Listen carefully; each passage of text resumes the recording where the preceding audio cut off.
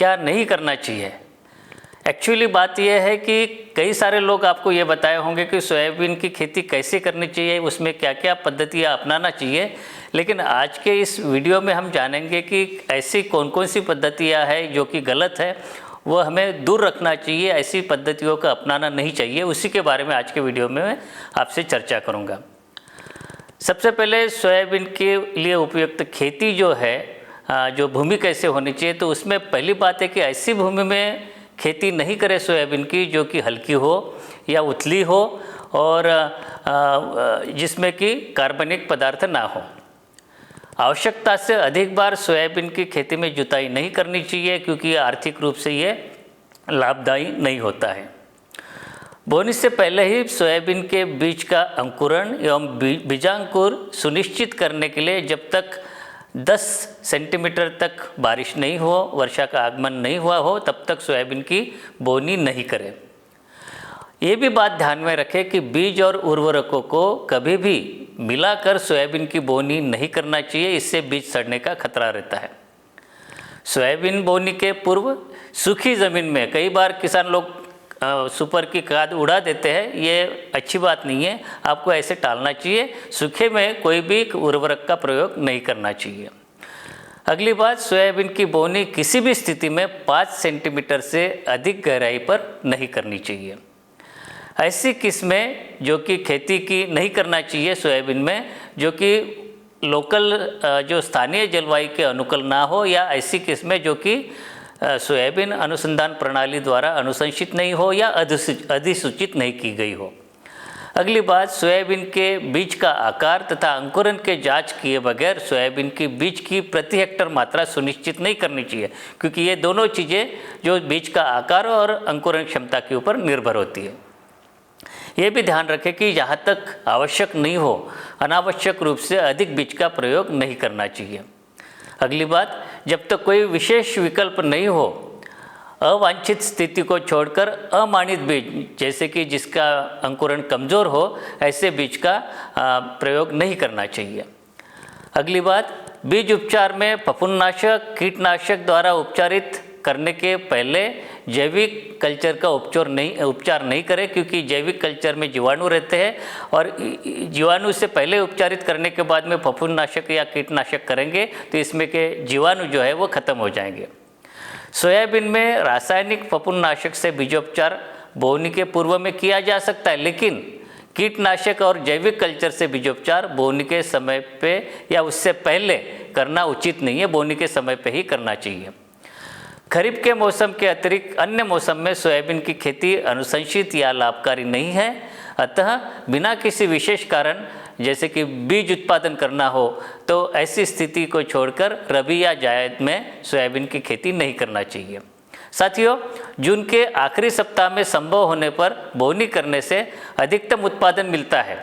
वर्षा आधारित सोयाबीन की खेती होने से बोनी जुलाई माह के प्रथम सप्ताह तक के समय अनुशंसा है, अतः जुलाई माह के पहले सप्ताह के बाद में इसकी बोनी करना लाभकारी नहीं है। यद्यपि रासायनिक खरपतवार नियंत्रण के लिए कुल 3 प्रकार के खरपतवार नाशकों की अनुशंसा है, जैसे कि प्री इमर्जेंस पीपीआई हर्बिसाइड और पोस्ट इमर्जेंस हर्बिसाइड। यदि बोनी पूर्व या बोनी के तुरंत बाद उपयोगी खरपतवार नाशक का पहले उपयोग किए जाने की स्थिति में अगर कर चुके हैं तो खड़ी फसल में उपयोगी पोस्ट इमर्जेंस हर्बिसाइड का उपयोग नहीं करना चाहिए।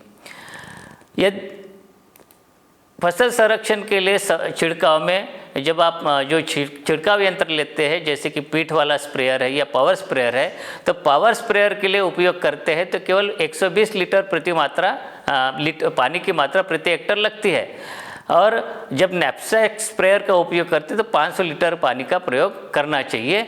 और इससे कम पानी की मात्रा अगर उपयोग में लेते हैं तो उसमें आर्थिक रूप से लाभकारी नहीं, उससे कीट नियंत्रण या रोग नियंत्रण अच्छी प्रकार से नहीं होता है, इसलिए ऐसे स्थिति में इसको टालना चाहिए।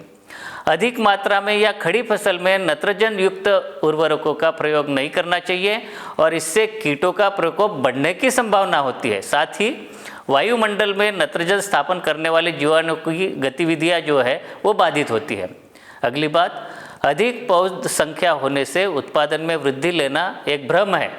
कतारों की दूरी घटाकर या अधिक बीज दर से बोनी नहीं करना चाहिए। इससे कई सारे जो कीट है जैसे कि गर्डल बिटल है या इल्लिया है, इनका प्रकोप बढ़ जाता है।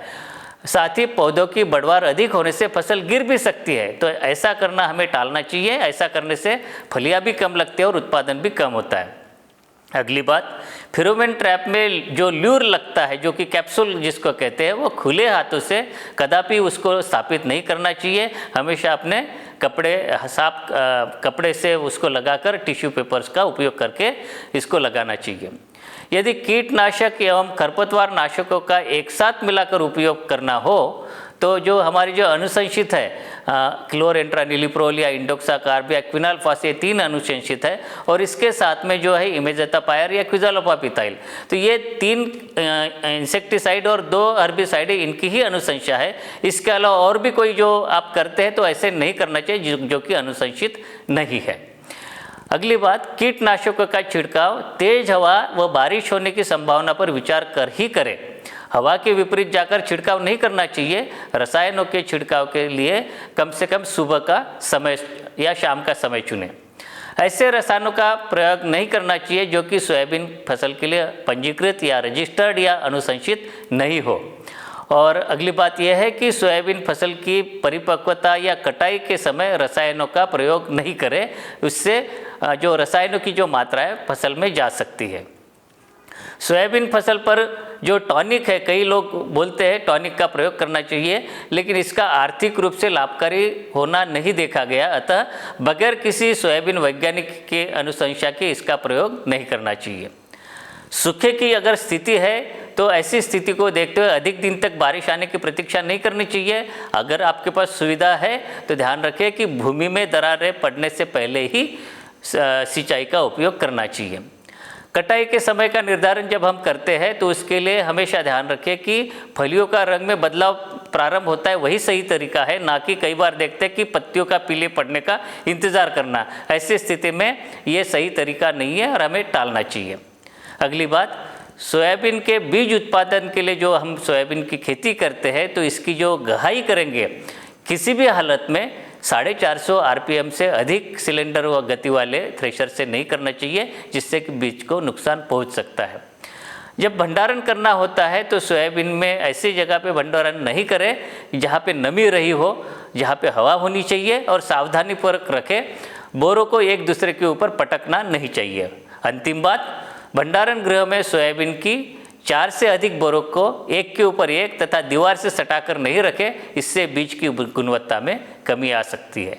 तो साथियों, ये थी ऐसे कुछ 30 बिंदु जिसको हमें सोयाबीन की खेती करने में टालना चाहिए, इसका उपयोग नहीं करना चाहिए। ऐसे ही रोचक बातों के साथ में पुनः आपके साथ में उपस्थित होंगे, लेकिन उससे पहले मैं आपसे अनुरोध करता हूँ कि हमारे चैनल को लाइक करें, सब्सक्राइब करें और इसको अधिक से अधिक किसानों तक जानकारी लेने में हमारी मदद करें। धन्यवाद।